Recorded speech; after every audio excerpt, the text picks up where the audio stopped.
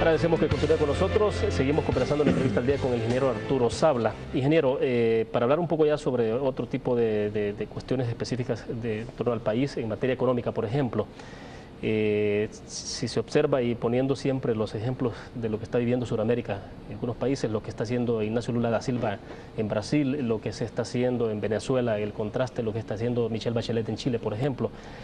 Cuando hablamos, por ejemplo, de manejo de la economía, ¿por dónde habría que enrumbar desde su perspectiva el manejo de la situación económica? ¿Hay que profundizar más en la desregulación, en la profundización del libre mercado, o habría que tomar algunas medidas que puedan orientarse a la estatización, que es lo que está ocurriendo en Venezuela? No, a mi juicio debería de orientarse mucho al mercado, al libre mercado, pero esto implica lógicamente controles, por ejemplo, de que haya verdadera competencia, de que no hayan abusos al consumidor y al personal que trabaja para las empresas.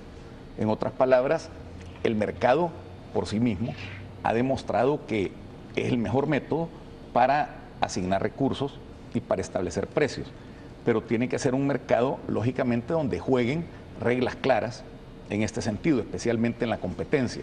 Y un mercado es tan libre, un mercado juega lo más limpio posible cuanto haya controles estrictos en términos de garantizar la libre competencia y garantizar la protección al consumidor y al personal que trabaja para las empresas. Eso sucede en cualquier economía importante del mundo, desarrollada, Estados Unidos, Europa. Por ejemplo, en Estados Unidos las leyes que le llaman antitrust, por ejemplo, son muy fuertes, son sumamente estrictas y las multas son altísimas. Entonces, lo que le quiero decir es de que sí, la generación de trabajo, salario, divisas, impuestos, transferencia de tecnología, es mejor servida en un esquema de libre mercado. A mi juicio, no hay duda, la historia lo ha demostrado. Digamos, hablando a futuro y ante situaciones hipotéticas, desde luego, usted, digamos, si configuraran un gobierno, desde luego, por eso insisto que es hipotético, ¿no estarían ustedes pensando en estatizar? Bueno, la pregunta la hizo hipotética, pero definitivamente que no. Claro que no. Lo que se puede hacer es, como le dije, aumentar los controles para que haya libre competencia y evitar abusos. Y por otro lado, fomentar más competencia, mayor apertura hacia la competencia. Eso sí hay que hacerlo y eso puede dar excelentes resultados, como lo ha demostrado la historia. Ahora, ¿eso no contrasta con quienes podrían aspirar entonces a la instauración de un modelo socialista? Es que, le vuelvo a repetir, habría que preguntarle a las personas que están hablando de un modelo socialista a cuál se refieren. Porque los socialdemócratas han gobernado Europa, especialmente el centro y el norte de Europa, por muchísimos años, y no han habido modelos estatizantes. O sea, eso no tiene que estar reñido exactamente. Para mí que en alguna medida los modelos socialistas del centro y del norte de Europa han mantenido los mercados trabajando lo mejor posible y a la vez ha habido una redistribución del ingreso a través de los impuestos. Para ello, pues, educación, salud, seguridad, etcétera. ¿Y para usted el mejor modelo de lo que ha ocurrido, por ejemplo, en Sudamérica es el chileno? Cuando estamos hablando de algo que pudiera parecerse a la situación de lo que estamos planteando, me parece que el esquema de la concertación en Chile es un esquema que se puede tomar en cuenta. Ahí hay Partido Demócrata Cristiano, hay Partido Social Demócrata, hay Partido Socialista, y han estado trabajando en un régimen de libre mercado, eso sí, con una concepción social muy importante de protección a la población, y como le repito, han estado restableciendo el tejido social que quedó sumamente polarizado después del régimen autoritario de Pinochet. Ahora, pero vaya, digamos, su planteamiento de alguna forma implicaría que todos los sectores que se puedan incorporar en una alianza asuman de alguna forma ese planteamiento. ¿Usted cree que todos los partidos políticos que pudieran configurar esta alianza tendrían la posibilidad de hacer a un lado, digamos, algunas apreciaciones que se han tenido y que son más orientadas al socialismo, a poder considerar, digamos, una valoración en la que diga el modelo más importante o el que se debe seguir para nosotros entonces es el modelo chileno, por ponerle, digamos, el nombre? A mí no me gusta, como le digo, etiquetar, pero él estaba dando un ejemplo en términos de gobernabilidad en el caso del modelo chileno. Pero lo que le puedo decir definitivamente es de que el intento se va a hacer. Espero que la reacción sea positiva, porque esto se hace con toda la intención de hacer un análisis objetivo, un análisis a la luz de la realidad del país y ver qué es lo que más conviene.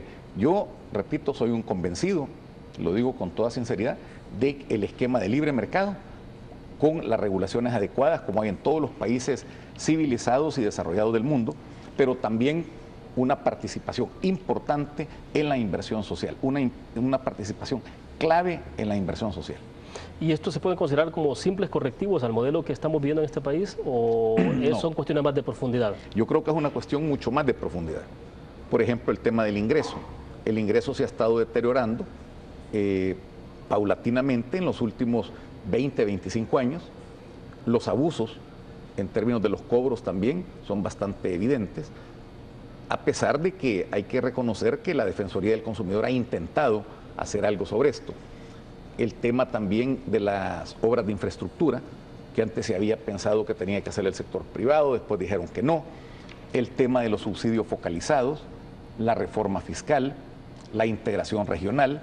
O sea, es un planteamiento novedoso, un planteamiento diferente y además, lo más importante, William, es que es un planteamiento sincero, con la intención de que realmente se ejecute en virtud de iniciar por el elemento número uno, el más importante, que es una verdadera institucionalidad. Ahora, hablemos un poco sobre la situación del manejo de la cuestión fiscal. ¿Qué correctivos cree usted que hay que hacer en este momento? Bueno, básicamente dentro del esquema fiscal y en la parte tributaria, que serían impuestos, eliminar el IVA a los alimentos de la canasta básica, de los medicamentos y a útiles escolares. ¿Eso es viable hacerlo? ¿Es posible? Claro, porque se puede compensar con un incremento en el IVA a otros productos que son suntuarios.